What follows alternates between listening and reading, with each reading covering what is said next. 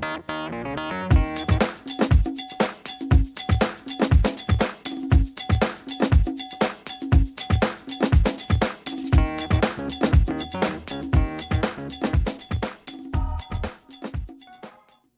and welcome. This is Don Emmett, Managing Director of Entrust Associates, here with the Small Business Insights of the Triangle.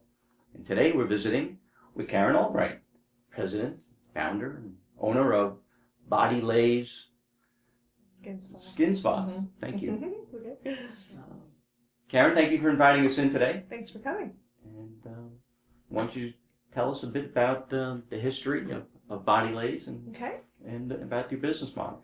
Okay, well, we started back in 2002. Actually, I in a prior life was an attorney, and when my third child was born, I decided to stay home for a while. So I stayed home for 5 years with 3 young children.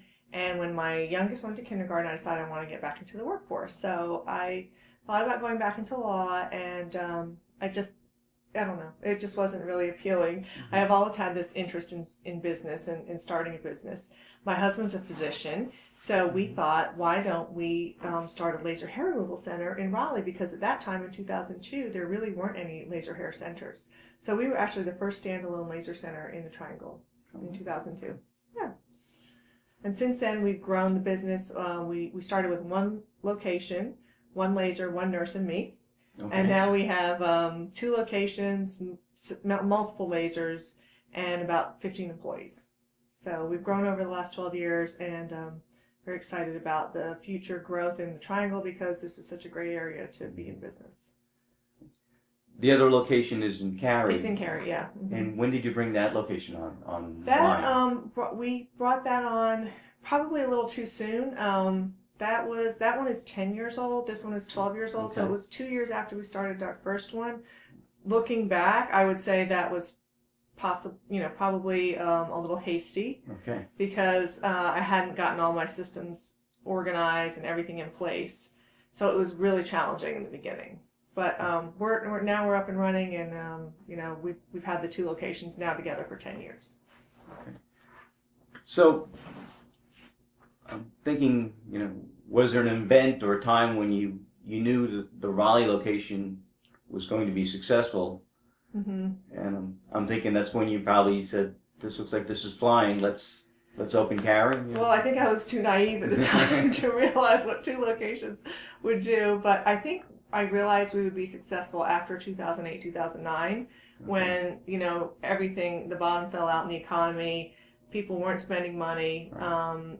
On things like, discretionary things like Botox and laser services and things like that. We were able to get through 2008, 2009. We didn't have any growth during those 2 years, but we remained steady. So I knew at that point, I thought, if this is how we can do in a bad economy, when the economy turns around, I think we're going to do very well.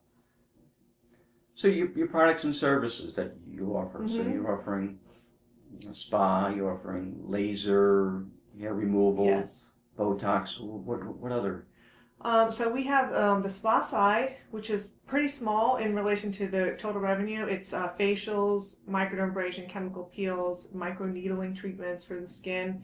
And then we have the medical side, which is lasers, such as laser skin rejuvenation, laser hair removal, Botox, fillers, Juvederm you might have heard of.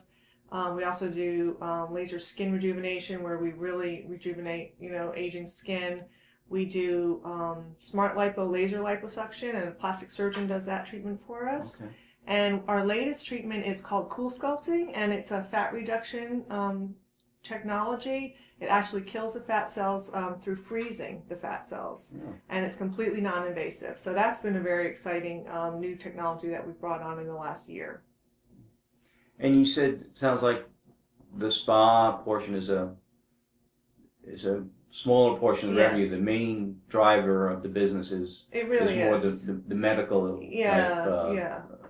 We have surgeons working with us. We have nurse practitioners, RNs, and estheticians. Okay. So we have 2 estheticians, and the rest of the staff is medical. So that kind of gives you an idea of where our focus is. In terms of your customer acquisition strategy, how do you go about It's a good getting question. the word out and letting people know you're here? Yeah, well, we're lucky now. We have about 10,000 people in our internal database. So we do a lot of internal marketing, which has proven to be very successful and low cost because of emails Sure. now and things like that.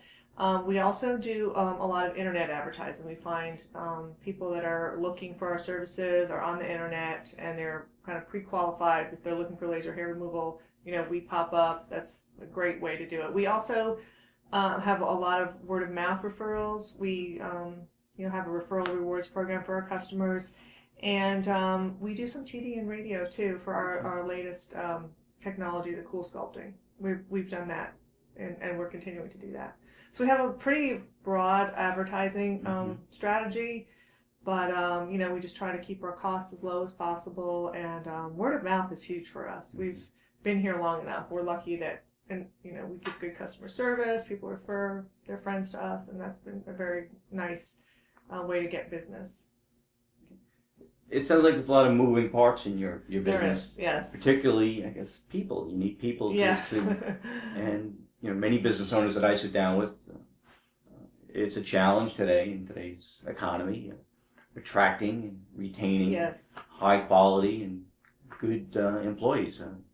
Any specific strategies, or how do you maintain your people? Well, I've learned over time. When I started out, I didn't know exactly how to hire and fire as well as I do now. I'm very blessed in that I have people that have been with me for upwards of 8 years, which is very unusual in this business. But my main focus on my employees is to find out what their unique ability is, what they're good at, and what they love to do, and make sure that they're doing that every day when they come to work. So when they come to work, they're happy to be here. They feel like they're fulfilled. They're not they're not dragging, they're not dreading Mondays, because what I find out, I do a lot of personality testing on my employees, try to find out what they like, what they're good at, and I direct them into that area of the business. So that and a lot of positive energy. We're all about positive energy, and I believe strongly in education. So I send them to courses all over the country. I bring people in here to educate them, and they value that. So it's a great benefit as well to be able to do that for them.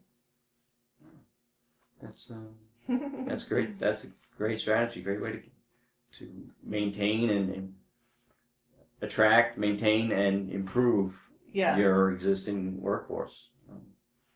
I guess we talked a little bit about things maybe you would have done differently. Maybe waiting a little while on Carrie, or anything else looking back with benefit of 20/20 hindsight that you might have. I think that's the biggest one, is not starting the second location so soon. That's probably the main thing. There are a lot of things that I did wrong. That just having a business, you learn from your mistakes, and maybe spending too much money on advertising. Not knowing exactly how much to pay people. All those things, and that a lot of that just comes with experience. And there's nothing I really could have done differently, but maybe hire somebody like me to come in and show me what to do. But it's just a learning process. So I guess in a lot of instances, there's no substitute for the school of hard knocks. That's right. School of experience. That's the truth. Yeah. So what would you say in your business career, I like to include your legal career, what was the best business advice or life advice that you ever received?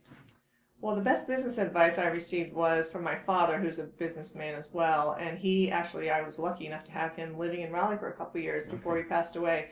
And he would come in and help me with my books when he was retired. He said, "Karen, you got to keep your overhead low. You got to keep your overhead down, your expenses down." So, when I've been tempted maybe to move to a bigger location or buy a new laser or whatever, I always have that in the back of my mind. Keep your overhead low. It's tough to make money when you've got huge overhead. So that's probably the best business advice I've received. Best life advice. Invest in yourself. So I personally have coaches, and I believe very strongly in having a mentor or a coach or being involved in some kind of ongoing coaching program, because I think that keeps you focused and keeps you positive. That is good advice. I love that mantra, that vision, the visual of Dad in the background. Keep your overhead low. Right. Keep your overhead low.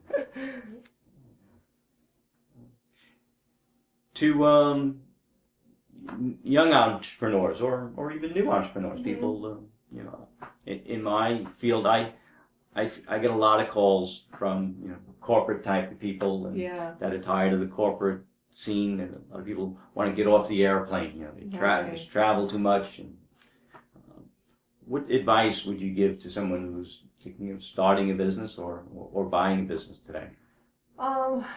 Starting a business is, I think, much harder than buying a business. I would err on the side of buying a business. Starting a business from scratch is so unbelievably difficult and time intensive.